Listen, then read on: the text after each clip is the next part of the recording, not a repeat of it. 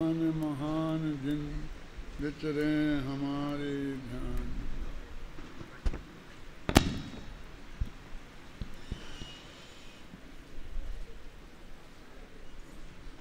अपना विषय है दृष्टि का विषय। इस दृष्टि शब्द के अर्थ अनेक होते हैं। यहाँ पर जिसके में अपनापन स्थापित करने से सम्यक दर्शन की प्राप्ति होती है, जिसे निज रूप जानने से सम्यक ज्ञान की प्राप्ति होती है, और जिसमें जमने रमने से सम्यक चारित्र की प्राप्ति होती है, वो जो वस्तु है ऐसी, वो और कोई नहीं, अपना आत्मा ही है। वो आत्मा दृष्टि का विषय है। अपना विषय क्या है? दृष्टि का विषय।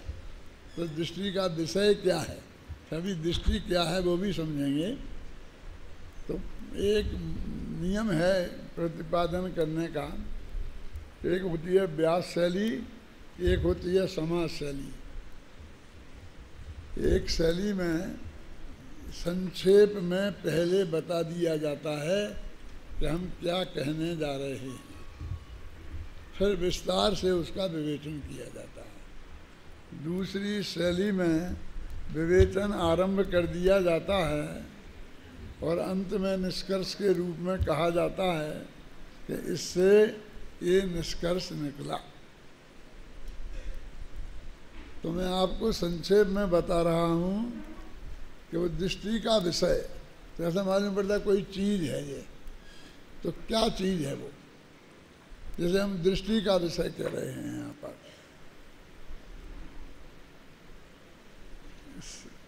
दृष्टि माने श्रद्धा गुण भी होता है, दृष्टि में ज्ञान गुण भी आता है। अपन बोलते हैं ना कि हम जो बात कह रहे हैं वो इस दृष्टि से कह रहे हैं, हमारा दृष्टिकोण समझो। तो ये जो दृष्टि है ये अपेक्षा को बताता है, अपेक्षा ज्ञान की बात है। और दृष्टि का विषय की जब हम बात करते हैं तो श्रद्धा गुण का श्रद्धेय कौन है? श्रद्धेय का अर्थ जैसा हम लिखते हैं परम पूज्य श्रद्धेय पिताजी, कि हमारी श्रद्धा के पात्र हैं, वो श्रद्धा की बात यहाँ नहीं है। यहाँ पिताजी तो श्रद्धेय हैं ही नहीं, अरहंत भगवान भी श्रद्धेय नहीं है। यहाँ तो श्रद्धेय की जो बात हो रही है वो अपना आत्मा है।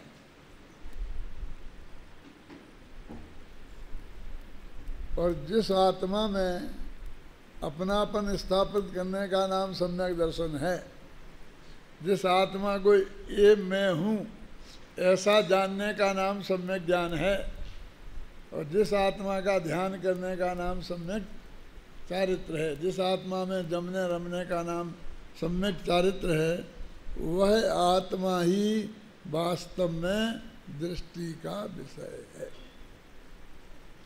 और जिन्हें भी सम्यक दर्शन ज्ञान चारित्र रूप धर्म की प्राप्ति करनी है, उन्हें सबसे पहले उस विषय को जानना बहुत जरूरी है।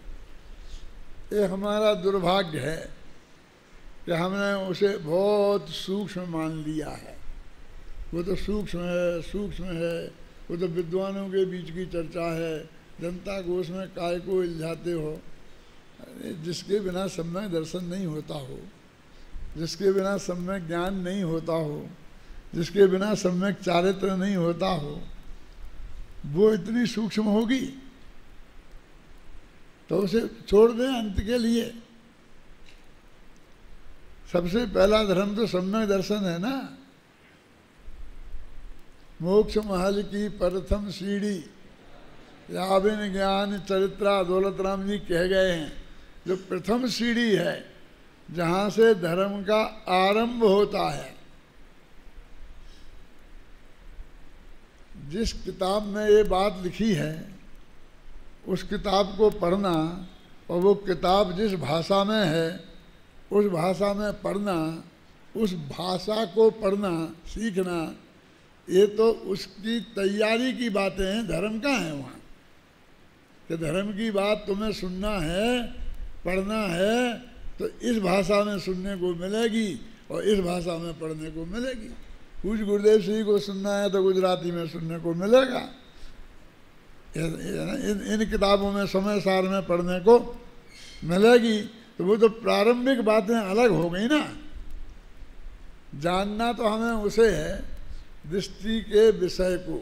तो दृष्टि माने क्या, फिर एक दफ़े दोहराता हूँ, फिर तो अपन 8 दिन तक वही बात चलने वाली है कि जिसके बिना सम्यक दर्शन ज्ञान चारित्र की प्राप्ति संभव नहीं है। छेड़ाला में अत्यंत संक्षेप में ये बात कही। छेड़ाला की जो प्रसिद्धि है वो इसी बात में बहुत महत्व रखती है कि वो अत्यंत संक्षिप्त में अत्यंत बड़ी बातें कहना जानते हैं। छठवीं ढाल देखो, उनकी 12 भावनाएं देखो, अत्यंत संक्षेप में सबसे मर्म की बात कहना जो जानते हैं। जयपुर में भी एक कवि और हुआ है जो इस बात के लिए प्रसिद्ध था हिंदी साहित्य में कि सबसे कम अक्षरों में सबसे ज़्यादा बात कह देना और मर्म की बात कह देना। उस कवि का नाम है बिहारी, नाम तो सुना होगा आपने। श्रृंगार रस का कवि है, आपको अटपटा लगेगा, लेकिन उसने सिर्फ 700 दोहे लिखे। बिहारी सतसई नाम से छपे और उसी समय एक देव नाम के कवि हुए जिनने 72 किताबें लिखी, 200-300 पेज की। कितनी?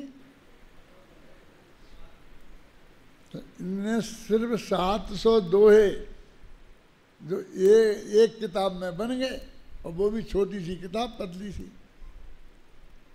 लेकिन जब देव और बिहारी इसमें तुलना हुई, इस पर सैकड़ों किताबें लिखी गई हिंदी साहित्य में देव और बिहारी पे। तो बिहारी को सबने बड़ा कवि माना, देव को बड़ा कवि नहीं माना। इससे आप समझ सकते हैं।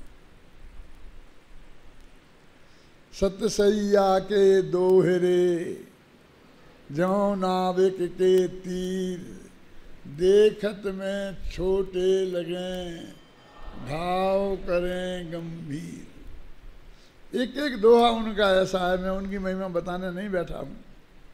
एक दोहे से पूरी आध घंटा की फिल्म बन सकती है।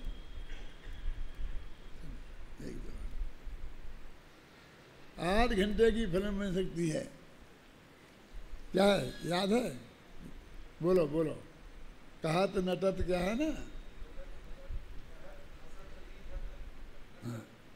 कहत नटत नीझत खिलत, बात करत लजियात, भरे भुवन में करत है नैनन ही सो बात। अब आप इसमें नहीं कह रहे, मतलब पूरा हॉल भरा हुआ है, बढ़िया सभा चल रही है, नायिका यहाँ बैठी है, नायक वहाँ बैठा है, दूर दूर, बात करने का कोई चांस नहीं है, और बात करना है क्या? तो बात कर लेते हैं। कैसे? कि कहत, वो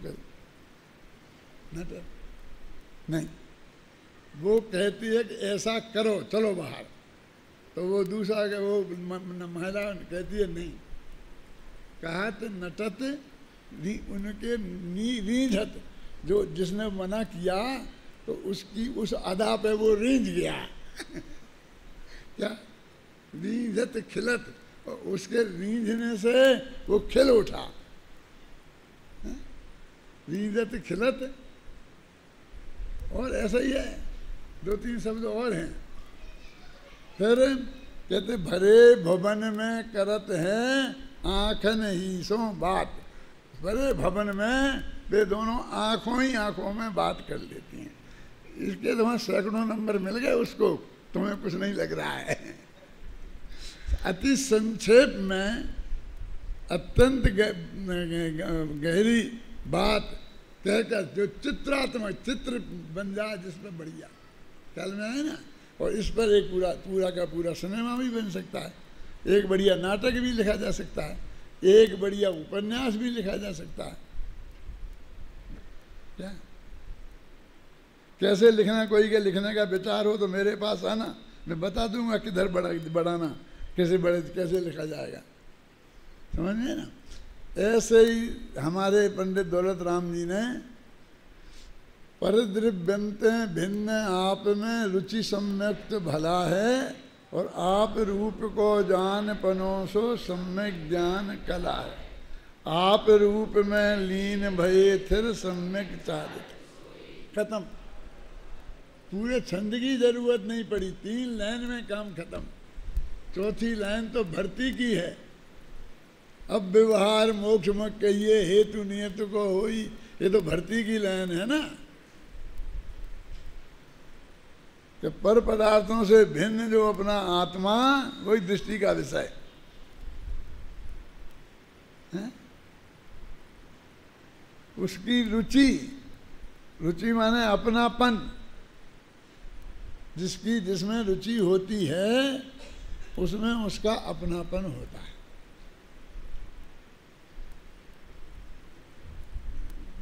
वह सम्यक्त है।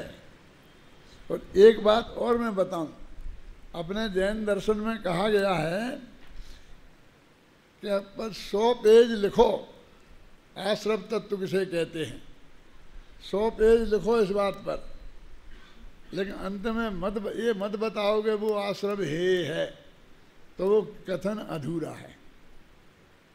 आश्रव तत्व का कथन पूरा नहीं होगा, क्योंकि हेयोपादेय बताना बहुत जरूरी है। तो इन्होंने उसमें परिद्रव्यन्ते भिन्न आप में रुचि, ये सम्यक्त है, जो परिभाषा हो गई, और वो सम्यक्त भला है, माने उपादेय। देखो हे उपादेय भी बता दिया, माने एक लाइन में उसका स्वरूप, परिभाषा, उसका नाम, और ये भली चीज है, बुरी चीज नहीं है। आप रूप को जान पनो, अपने आत्मा को पहचानना, ये सम्यक ज्ञान की कला है। और क्या रखा है सम्यक ज्ञान का, और क्या जानना सम्यक ज्ञान को? अरे इसकी वजह से ज्ञान सम्यक ज्ञान कहलाता है। नाम उसका ज्ञान इसकी वजह से पड़ता है। और आप रूप में, अपने आत्मा के स्वरूप में लीन होना, वो सम्यक चारित्र है। आगे तत्व है, आश्रव तत्व है ना। यही आत्म के दुख कारण ताते इनको तजिए, और जीव प्रदेश बंधे विदिशों सो कबहू न सजिए, और समदम तय जो कर्म न आवे सो संबर आदरिए, तब बल तय विधि धरन निर्जरा ताई सदा। एक छंद में 4 तत्व निपटा दिए, और अधूरे नहीं। क्यों? आश्रव का क्या लिखा? ना सजिए। बंद का क्या लिखा? यार ना, यही आत्म के दुख कारण ताते इनको तजिए, और जीव के प्रदेश बने विदिशो बंधन कबहू न सजिए। तजिए, न सजिए, और आदरिए, सो संवर आदरिए, और निर्जरा आदरिए, और तब बलते हैं विधि जहन निर्जरा ताई सदा। चलिए, एक एक शब्द में हेयोपादेय व्यवस्था और पूरे तत्व ज्ञान का निरूपण, भाषा की संक्षिप्त शक्ति जिसे कहते हैं, ये काव्य की सर्वोत्कृष्टता मानी जाती है। इसमें 7 तत्वों का वर्णन करना है, 1 छंद में 2 छंद में कर दिया, पूरा पूरा आ गया। अब कोई कमी नहीं रही, अधूरापन नहीं रहा, असली मोक्ष मार्ग आ गया। 100 पेज की किताब में भी समझाओ तो भी नहीं आए, वो करते कह नहीं पाए ना, मानो कहाँ के कहाँ उलझ जाएंगे। फलानी प्रकृति का बंध फला होता, वहाँ से वहाँ विच्युति हो जाती उलझे रहो, कहाँ से कहाँ की विच्युति होती है। क्यों? मैं पूछता हूँ तुमसे कि वो विच्युति हो जाती है जहाँ से जहाँ, तो हम कोई है कि हम कर सकते हैं कि तुम तो अपनी आंखें बंद करके आत्मा का ध्यान करो, वो अपने आप हो जाएगी। मतलब हमारे किए नहीं होना है कुछ, समझे? उसमें हमारे किए कुछ नहीं होना है, हैं? ऐसी भी बहुत मर्म की बात है जिसकी मैं चर्चा इसके बीच में करूँगा, तो आपको बहुत बहुत आनंद आएगा कि ये जैन धर्म का जो मार्ग है ये नहीं करने रूप है। जैसे मैं एक आपको बात बोलता हूँ, पहले ही दिन कह देता हूँ, तो चलती रहेगी बात कि साहब हमको सम्यक दर्शन ज्ञान चारित्र की प्राप्ति करनी है, मोक्ष की प्राप्ति करनी है, आत्मा का ध्यान करना है, परमात्मा की प्राप्ति करनी है, धर्म की प्राप्ति करनी है। जो भी करना हो तो क्या करें? सब सारे धर्म तो ध्यान में बसते हैं।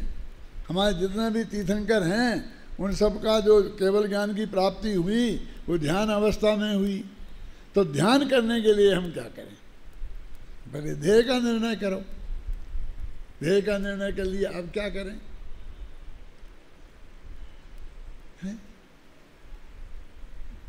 तुम तो ये बताओ कि हम इस शरीर से क्या करें। मतलब हम तो अपने शरीर को ये मैं मानता हूँ ना, जब वो कहता है मैं क्या करूँ, वो तो मैं खोल के बोल रहा हूँ, ऐसा कोई बोलेगा नहीं शरीर से क्या करूँ।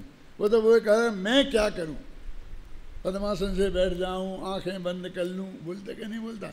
मुझे आत्मा का ध्यान करना है तो मैं क्या करूँ प्रेमचंद जी साहब? तो यही जानना चाहता है। तो हमारे आचार्य क्या आदेश देते हैं? नो चिट्ठई, कुछ मत करो, चेष्टा कुछ मत करो।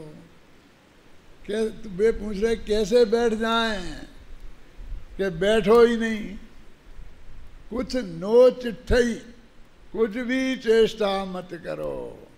तो क्या बोलें कि जाप काय का करें? सिद्धोहम बुद्धोहम निरंजनोहम हैं, और माघ नंदी के सूत्र आ गए नए, उनका पाठ करें, नवोकार मंत्र का पाठ करें, भक्तामृत जी का पाठ करें। क्या करें तुम बताओ, वो करें हम। तो कहते ना जम पाई, कुछ नहीं करो। अब क्या करें? जाने दो, चलो नहीं करें कुछ भी, ना बोलें ना करें। तो क्या सोचें, दे बता दो कि माँ चिंता ही कि कुछ भी मत सोचो। अब बोलो नहीं, करो नहीं, बोलो नहीं और सोचो नहीं। अब क्या करें, क्या करें, अब क्या करें बोलो। अब तीन ही हमें दिखते थे, मन वचन काय। मन वचन काय दिखते थे, और हमें कोई आदेश देता तो यही देता कि इनसे कुछ करो, तो हम कुछ करते। अब तीनों में तुमने बराबर लेने के। दृढ़ संग्रह जैसी छोटी किताब, 58 गाथा की किताब, जो अपन ने जो छोटी क्लास में पढ़ाई जाती है, अपने आप ही Shastri first year second year में पढ़ाई जाती, फर्स्ट ईयर में है ना। क्या है, ध्यान ही नहीं रहता किसी का। मैं पूछता हूँ, मुझे जितने भी होते हैं ना ध्यान वाले, कभी तुम ध्यान की क्लास में जाते हो, कितने से बड़े अटेंड किए? साहब 5-6 तो कर लिए, तो बस तो हम हर साल ही जाते हैं।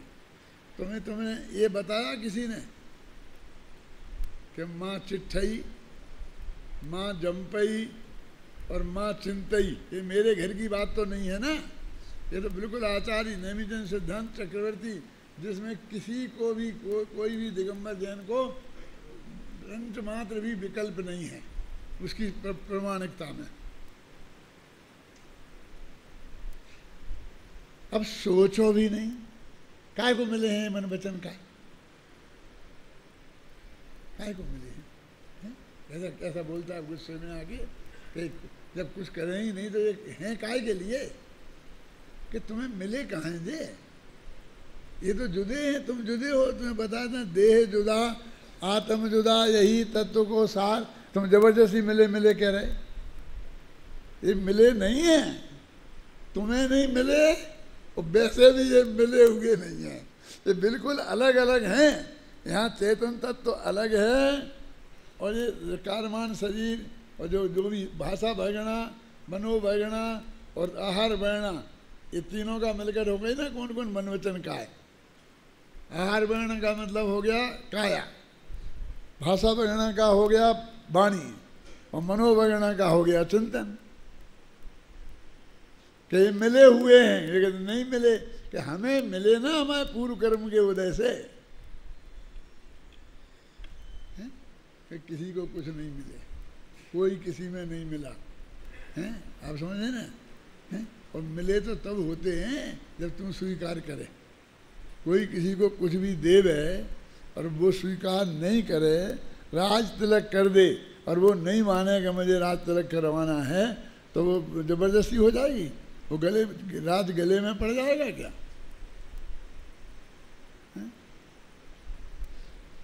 भाई फिर हम कैसे चिंतन कैसे करेंगे, फिर हम वृत्तोपवास कैसे करेंगे, फिर हम हाथ पैर कैसे जोड़ेंगे, फिर हम भैया वृत्ति कैसे करेंगे, धर्म में देख काया से नहीं करें तो, और कुछ नहीं बोलें तो समय सार का पाठ कैसे करेंगे?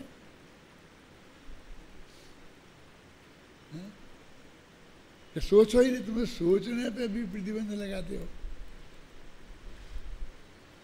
तो फिर क्या हो जाएंगे? जड़ हो जाएंगे ना। फिर तुम्हें और कुछ नहीं दिखता है ना, क्या नहीं हमें अब कुछ दिखाई नहीं। तो अभी कहते तुम पूरे ही के पूरे हो ना, क्योंकि ना तो तुम जो जिससे चेष्टा की जाती है वो शरीर हो, और ना तुम वो वाणी हो, और ना तुम वो मन हो। तो ये अभी तो तीनों का निषेध किया है, तुम्हारा कहाँ किया?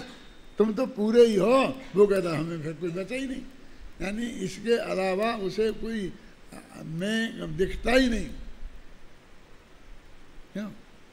यानी उसे मैं दिखना चाहिए ना, इसके अलावा वो दृष्टि का विषय मैं कि मैं कौन हूँ।